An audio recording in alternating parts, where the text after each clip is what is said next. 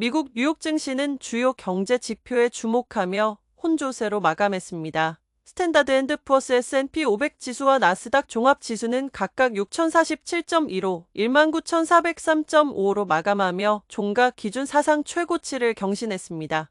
그러나 다우존스 산업평균 지수는 0.29% 소폭 하락했습니다. 미국의 제조업 지표가 개선되며 경제 회복에 대한 기대감이 커졌습니다. 그러나 내년 경제 전망이 불확실하다는 대기업들의 의견이 투자 심리에 영향을 미친 것으로 보입니다. 특히 미 연방준비제도의 금리 정책 변화 가능성이 시장의 주목을 받고 있습니다. 크리스토퍼 월러 연준 이사는 12월 회의에서 금리 인하를 지지할 가능성을 시사했습니다. 그러나 매피얼 보스틱 애틀랜타 연방준비은행 총재는 이달 금리 결정의 선택지를 열어뒀다고 말해 시장에 혼선을 주었습니다.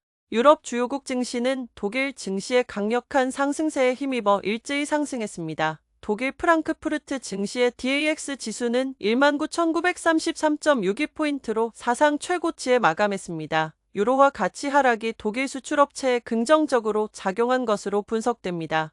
범유럽 지수인 STOXX 600 지수는 0.66% 상승한 523.61포인트로 장을 마쳤습니다. 반면 프랑스 증시는 정치적 불안 요소로 인해 주춤한 모습을 보였습니다. 미셸 바르니에 총리 내각에 대한 불신이 많이 상정되면서 프랑스 파리 증시의 CAC 40 지수는 0.02% 상승에 그쳤습니다. 인도 증시는 정부의 지출 증가와 통화정책 완화 기대감의 상승 마감했습니다. 센섹스 30 지수는 0.56% 상승한 8248.08포인트에 니프티 50 지수는 0.59% 오른 24,274포인트로 거래를 마쳤습니다. 인도중앙은행 RBI 금리 및 지급준비율 인하를 검토 중이라는 점이 긍정적인 영향을 미쳤습니다.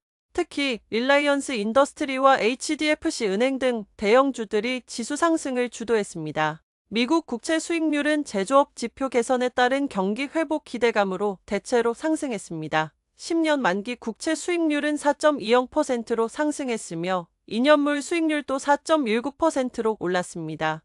달러는 제조업 지표 호조와 프랑스 정치 불안에 따른 유로화 약세로 강세를 보였습니다.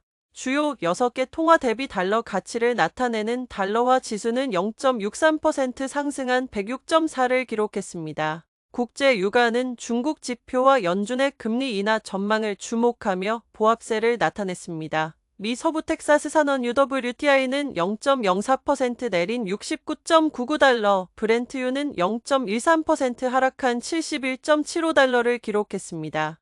양호한 중국 지표와 계속되는 지정학 리스크 등은 유가 지지 요인이었으나 연준의 금리 인하 경로의 불확실성이 더해진 점이 유가의 부담으로 작용했다는 분석입니다. 금 가격은 달러 강세 영향에 0.8% 하락한 2,658.50달러에 마감했습니다.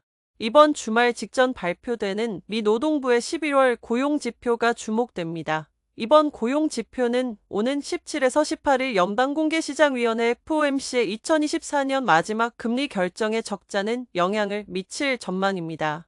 프리덤 캐피털 마켓의 제2우주수석 글로벌 전략가는 고용지표가 예상에 부합한다면 연준이 이달 0.25%포인트의 금리 인하에 나설 것으로 보고 있습니다.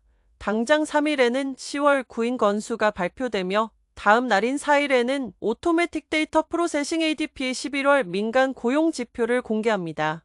연준의 금리 결정을 앞두고 위원들의 공개 발언 역시 주목됩니다. 3일에는 아드리아나 쿠글러 이사, 4일에는 제롬 파월 연준 의장, 6일에는 미셸 보먼 이사가 연설에 나섭니다. 특히 파월 의장의 발언은 향후 금리 인하의 시점과 속도를 탐색 중인 시장 참가자들의 시선이 집중될 전망입니다.